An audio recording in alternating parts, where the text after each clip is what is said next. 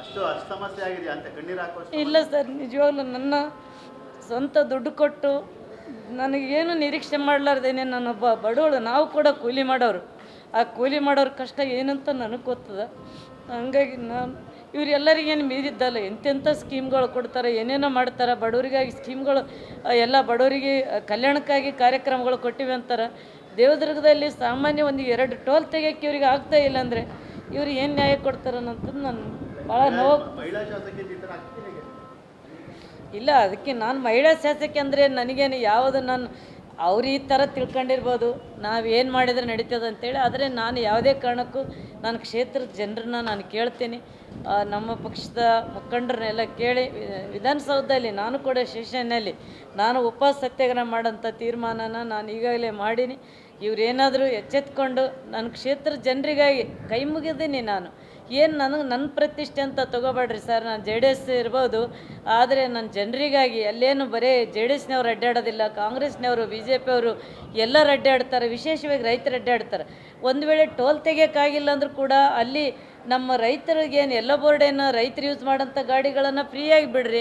ನನ್ನ ತಾಲೂಕದ ಒಂದು ರೈತರ ಗಾಡಿಗಳನ್ನು ಬಿಟ್ಟು ಬೇರೆ ನೀವು ಹೊರಗಡ್ಲಿಂದ ಔಟ್ ಆಫ್ ಸ್ಟೇಟ್ಲಿಂದ ಬರ್ತಾವಂತೇಳಿದ್ರಲ್ಲ, ಆ ಗಾಡಿಗಳಿಗೆ ತೊಗೊಳ್ರಿ ಅಂತ ಕೇಳಿದ್ರು ಕೂಡ ಮನವಿ ಮಾಡ್ಕೊಂಡು ನಾನು. ಆದರೆ ಅವರು ಇದನ್ನು ಯಾವ ರೀತಿ ತಗೊಂತಾರೋ ನನಗೆ ಗೊತ್ತಿಲ್ಲ ಸರ್.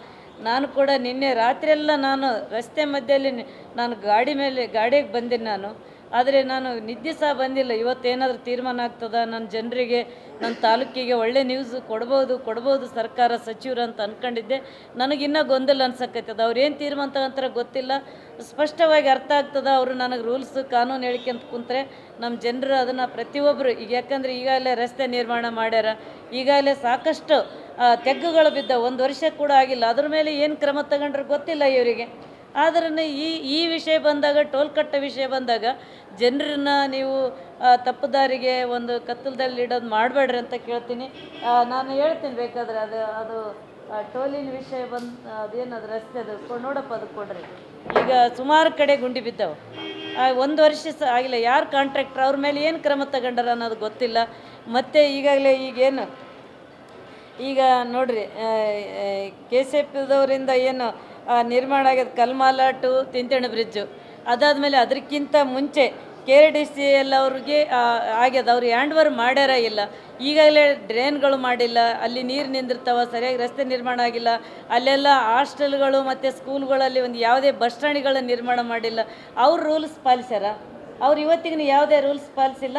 ಆದರೆ ನಮಗೆ ನೋಡಿದರೆ ಟೋಲ್ ಕಟ್ಟ ವಿಚಾರದಲ್ಲಿ ಎಲ್ಲ ಒಗ್ಗಟ್ಟಾಗಿ ರೂಲ್ಸ್ ಹೇಳಿದರೆ ನಾನೊಬ್ಬ ಮಹಿಳೆಯಾಗಿ ನಾನು ಏನು ಮಾಡಲೇನಂತದನ್ನು ನಾನು ನ್ಯಾಯ ಕೇಳ್ತೀನಿ. ನಿಜವಾಗ್ಲೂ ಈ ಹೋರಾಟ ನಾನು ಇಲ್ಲಿ ಕೈ ಬಿಡೋದಿಲ್ಲ. ಇದು ನಿರಂತರವಾಗಿ ಹೋರಾಟ ಮಾಡಿ ನ್ಯಾಯ ಸಿಗ್ತದೆ ಬಿಡ್ತದೆ ಗೊತ್ತಿಲ್ಲ. ಆದರೆ ನಾನು ದೇವದ್ರ ಜನರಿಗಾಗಿ ನನ್ನ ಅದೇ ಥರ ನೋಡ್ಯಾರ. ಯಾರು ನನ್ನ ಯಾವುದೇ ನಿರೀಕ್ಷೆ ಮಾಡದೇನೆ ನನ್ನ ನಂಬಿ ಓಟ್ ಹಾಕ್ಯಾರ. ನನ್ನ ಮೇಲಿರೋಂಥ ಸೇಡಿಗೆ ಇವತ್ತು ಕ್ಷೇತ್ರದ ಮೇಲೆ ಇವತ್ತು ಜನರಿಗೆ ತಿರ್ಸಿಗಳದ್ದು ನೋಡಿದರೆ ನೋವಾಗ ಆಗ್ತದೆ ಸರ್. ನಾನು ಯಾರಿಗೆ ಗೊತ್ತು ಸರ್, ಕಾಣದ ಕೈಗಳು ಇರ್ಬೋದು. ನನಗೆ ನೋಡಿದರೆ ಇಲ್ಲೆಲ್ಲ ಸಚಿವರ ಬಗ್ಗೆ ನನಗೂ ಗೌರವ ಅದ. ಅವರು ಕೂಡ ನನಗೆ ಇಲ್ಲ ನಮ್ಮವ್ರಂತ ಅವ್ರು ಅನ್ಕೊಂತಾರೆ. ಆದರೆ ಕಾರ್ಯರೂಪಕ್ಕೆ ಬರ್ತಿಲ್ಲ. ಯಾವುದು ನಾನು ಹೇಳಿದ ಪ್ರಕಾರ ಕೆಲಸಗಳಲ್ಲಿ ಆಗ್ತಾ ಇಲ್ಲ. ಅನುದಾನ ಕೂಡ ಸರಿಯಾಗಿ ಬರ್ತಾ ಇಲ್ಲ ಅಂತ ಅಂದಾಗ ನಮಗೇನು ಅನುದಾನ ಕೊಟ್ಟಿಲ್ಲ ಅಂದ್ರೆ ಚಿಂತೆ ಇಲ್ಲ. ಆದರೆ ನನ್ನ ಜನರಿಗೆ ಈ ಟೋಲು ವಸೂಲಿ ಮಾಡೋದು ತಪ್ಪಿಸ್ರಿ ಅಂತೇಳಿ ಅವ್ರಿಗೆ ಕೈ ಮುಗಿದು ಮತ್ತೊಮ್ಮೆ ನನ್ನ ಜನರ ಪರವಾಗಿ ನಾನು ಮನವಿ ಮಾಡಿದ್ದೀನಿ. ಇದು ರಸ್ತೆದ್ದು ಈ ಥರ ಗುಂಡಿಗಳು ಬಿದ್ದಾವೆ. ನಾವು ಬೇಕಾದ್ರೆ ನಿಮಗೆ ಕಳಿಸ್ತೀನಿ, ನೀವು ನೋಡಿರಿ. ಯಾರು ಅಧಿಕಾರಿಗಳು ಇದನ್ನು ಮಾಡಬೇಕಲ್ಲ. ಮೊನ್ನೆ ಯಾರೋ ಬಂದಿದ್ರಂತ, AC ಅವ್ರು ಬಂದಿದ್ರಂತ, ನನಗೆ ಗಮನಕ್ಕಿಲ್ಲ. ಅವ್ರು ಯಾರು ಒಂದಿದ್ರ ಮೇಲೆ ನಾನೊಬ್ಬ ಶಾಸಕಳಲ್ಲಿ ನನಗೆ ಕೇಳಿಲ್ಲ. ನಾನು ಬಂದೀವಿ ಅಂತ ಅವ್ರಿಗೆ ಗೊತ್ತಾದ್ರೆ ನಾನೇ ಹೋಗಿ ಅವ್ರಿಗೆ ಭೇಟಿಯಾಗಿ ಸಮಸ್ಯೆಗಳೆಲ್ಲಿ ಅದಾವ ನಾನು ಹೇಳ್ತಿದ್ದೆ. ಆದರೆ ಅವರು ಅಷ್ಟನ್ನು ನಮ್ಮನ್ನ ಕೇರ್ಲೆಸ್ ಮಾಡ್ತಾರೆ. ಅಂದರೆ ಇದು ಮಹಿಳೆಯರು ಬರಬಾರ್ದು ರಾಜಕಾರಣಕ್ಕೆ ಅನ್ನೋದು ನನ್ನ ಒಂದು. ಯಾಕಂದರೆ ನಾನು ಅಧಿಕಾರಕ್ಕೆ ಬಂದು ಸಾಕಷ್ಟು ನೋವುಗಳು ಅನುಭವಿಸಕತ್ತೀನಿ. ನನ್ನ ಜನರ ಮೇಲೆ ಯಾವತ್ತು ತೊಂದರೆ ಆಗಬಾರ್ದು ಅನ್ನೋದು ನನ್ನ ಒಂದು ಬೇಡಿಕೆ. ಈಗ ಖಂಡಿತವಾಗ್ಲೂ ಈಗ ನ್ಯಾಯ ಸಿಕ್ಕಿಲ್ಲ. ಹೋರಾಟ ಕೂತ್ರೆ ಇನ್ನೇನು ರೀ. ಒಬ್ಬ ಶಾಸಕಳಾಗಿ ರಾತ್ರಿ ಎಲ್ಲ ರಸ್ತೆ ಮಧ್ಯೆ ಮಲಗಿದ್ರೂ ಒಬ್ರು ಯಾರೂ ಮಾತಾಡ್ಸೋದಿಲ್ಲ. ಮಳೆಗೆ ನಾನು ಕೂತೀನಿ. ಆದರೆ ಒಬ್ಬರು ಸರ್ಕಾರದಾಗ ಇರೋರಾಗಲಿ ಅಧಿಕಾರಿಗಳಾಗಲಿ ಇರಲಮ್ಮ ನಾವೆಲ್ಲ ಅದಕ್ಕೆ ಒಂದು ಪರಿಹಾರ ಹುಡ್ಕೋಣ, ನಿಮ್ಗೊಂದು ನಾವು ಭರವಸೆ ಕೊಡ್ತೀವಿ ಅಂತ ಹೇಳಿಲ್ಲ ಅಂತಂದರೆ ಮಹಿಳೆ ಯಾಕೆ ಬರಬೇಕು ಅಧಿಕಾರಕ್ಕೆ ಅನ್ನೋಂಥದ್ದು ನನ್ನ ಕ್ವಶನ್. ಈಗಾಗಲೇ ನನಗೆ ಪ್ರಶ್ನೆ ಒಂದು ಮೂಡ್ತದಂತ ನಾನು ಹೇಳ್ತೀನಿ.